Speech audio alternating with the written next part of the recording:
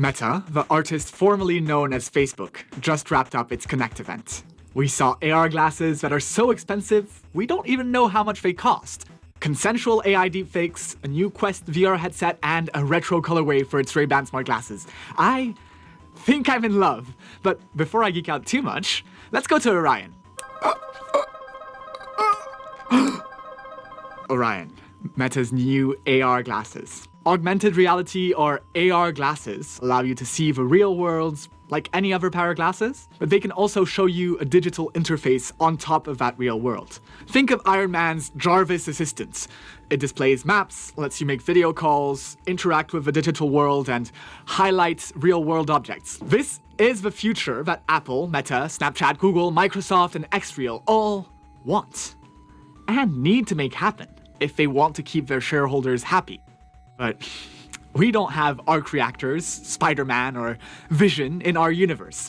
Apple does have a Vision Pro, which they'll happily sell to you, but to Apple's own admission, true AR glasses aren't technologically feasible for them at the moment. Our eyes can see 180 degrees around us. That's called the field of view. Older AR glasses were able to display some things in the virtual world, but only around 20 to 30 degrees of that field of view, so it would feel very restricted. Snap's newest spectacles came in at 46 degrees, making them by far the best AR glasses we'd seen. But let me let you in on a little secret. Snap only spent around $2 billion on R&D last year. In comparison, Meta spent 20 times that, at $40 billion. The result of that, frankly, obscene budget is Orion. They look like normal glasses, have 70 degrees of field of view, and press that were given demos of it described it as pretty impressive and the displays as pretty sharp.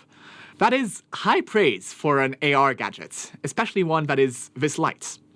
Although I'm personally reluctant to give Meta even more power over me than they already have, I'm really excited about what this will look like 1 or 2 products down the line.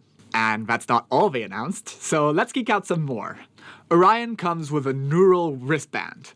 That makes it so that if the cameras on the glasses can't see your hand, you can still scroll, click, or show a thumbs up. It can detect the movements on the muscles in your wrists and then adapts that and sends it to the glasses. This seems to be a pretty genius way to me to bridge the gap between the precision and tracking that you would get from a game controller, like you would get on the Quest, and the convenience of having your hands free and having them tracked accurately. Speaking of the Quest, Meta also announced the Quest 3 S, a lower-end version of the Quest 3. But if you don't want to use your hands, you might want to use your voice to interact with the new version of Llama, Meta's newest AI model. In short, you can talk to it directly like you would talk to Siri or Google Assistant, but it's more chatty, has more of a personality, and responds much faster. Are live demos risky?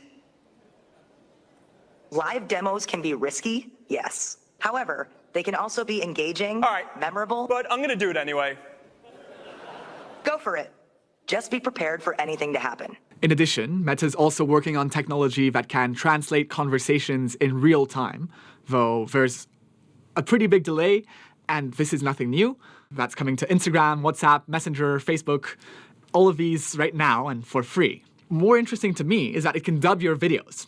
Ahora también puedo hablar inglés a través del doblaje automático de IA. Now I can also speak English through AI automatic dubbing. So in theory, if this works, dubbing your videos sounds amazing, but I would caution against anyone who's too worried about it right now, because having seen what it's doing with other creators, the translation is not quite there yet, and especially for technical topics like tech, it's not going to be here at least for another year, which is like not a lot of time.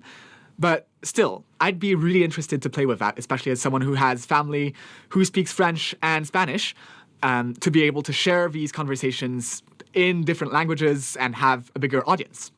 If you're wondering how Meta can afford all of this spending, I mean, that's $40 billion, you can check out the video we made earlier this summer detailing just that. To wrap up, we still don't actually know how much the Orion glasses cost, but it's likely well into the tens of thousands of dollars, if not hundreds of thousands of dollars.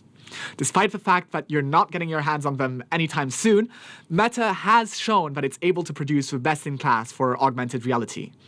And there is a reason that they're spending this much money on a sci-fi fantasy, other than the whims of their founder. If the AR future that these companies are dreaming of becomes a reality, Meta has a chance to be in control of the next iPhone. And they can make a lot of money, as Apple is, from selling you storage, apps, and mining your data. Like many analysts, I can't help but wonder if all this money that's being spent by Meta today is just going to be an advantage for Apple, who's going to be able to spend that money a bit later on. As they say, the second mouse gets the cheese, while the first one gets trapped in the mousetrap. Making the next iPhone becomes a much less attractive proposition when you're directly competing with Apple, who's also trying to make the next iPhone. Apple has more money, trust, and device experience than Meta, so I would not count them out just yet. Whether this success of Orion is enough to justify another $40 billion of R&D budget this coming year remains to be seen, but for my part, I can't justify spending any more time writing this video. So stay tuned for a deeper dive into the generative AI celebrity avatars that Meta showcased and what they mean for the way that we engage with the internet. I'll see you soon for that, but until next time, take care.